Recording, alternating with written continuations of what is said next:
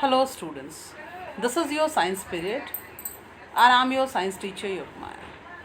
So today we'll continue with the same chapter, that is force and pressure. In previous chapter we have studied about the force and the effect of the force on an object. Now in this period we'll start with the types of forces. There are two types of forces. One, when when the force is applied when the two bodies are in contact with each other, then that is known as contact force. And when the force is exerted by an object on another without any contact, means when the two objects are not interacting with each other. As in the previous period I have told you that when you apply a force, the one thing that is needed, that is important, is that the two objects should interact with each other, means they should be in contact with each other. But here two types of forces are there. One in which the one object is interacting with other, means that is in contact with the other object. And the other one is that when a force is exerted by an object when another object on another object without any contact with each other. Fine. So we'll start with the contact forces. Contact force, there are two types of contact forces: muscular force and force of friction. So what is muscular force? So muscular force is the force that exerted by the muscles of our body. Like when we ride a bicycle, fine. So we apply a force by our feet. Also hold the handle. So we are using our muscular force just to move the bicycle. In the same way, when we do a high jump or the long jump, then also we use our muscular force. When we pull a cart, then also we are using a muscular force. In this way, we are using when the force is exerted by the muscles, then that is known as muscular force. Now what is force of friction? You will be able to when you start cycling, what happens? It starts fine. When you slow down paddling the cycle, then what happens? It slows down, the speed slows down, fine. And one time come that it stops moving. So this is how it happened. You kick a ball, fine, it rolled down for for a shorter distance, but later on it stops. Why is it so?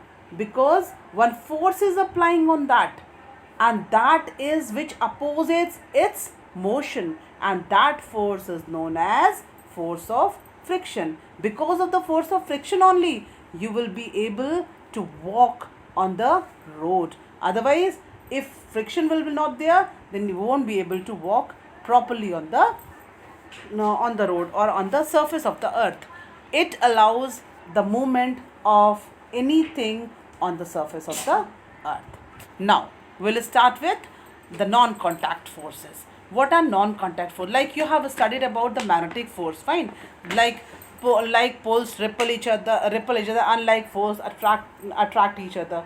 Also you have studied in the chapter garbage in garbage out that for the separation of the iron material from the garbage, what we use a maximum force of magnet, just to, so that what the people do, that people bring a large force, means a magnet with a maximum strength to the over the garbage. And that what happens, the whatever the iron pieces present in the garbage, that get attracted towards that magnet. And this way they use this process for the separation of the iron objects from the garbage. So here also they are not in contact with each other, but they just move the magnet towards the garbage, and that starts attracting towards it. So that is not in the contact with each other.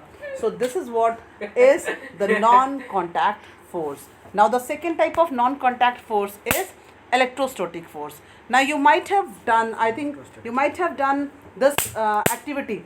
Just make a bit of just take some bits of paper, fine, pieces of paper, small pieces of paper.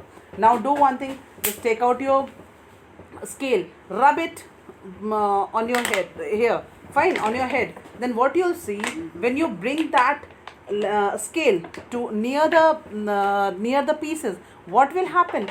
That pieces get attracted towards the scale. It means that some force is there which attracts the substance, which attract the pieces of paper towards itself. This force is also known as electrostatic force. It is the force which is exerted by a charged body.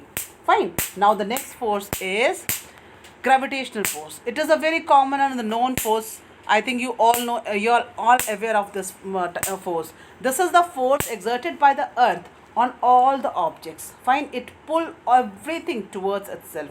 That's why leaves fall from the tree on the earth. The fruit falls on the earth from the tree. The water falls from the height to downwards. Fine. When a person who is flying in the using the parachute in the sky, that also when falls, it falls towards the down towards the earth only. It will never go up. Fine. So this is all just because of the gravitational force that pulls each and every object on the earth towards itself. Okay, so this is all about today's period. In the next period, we'll start the next topic, that is pressure. Thank you very much.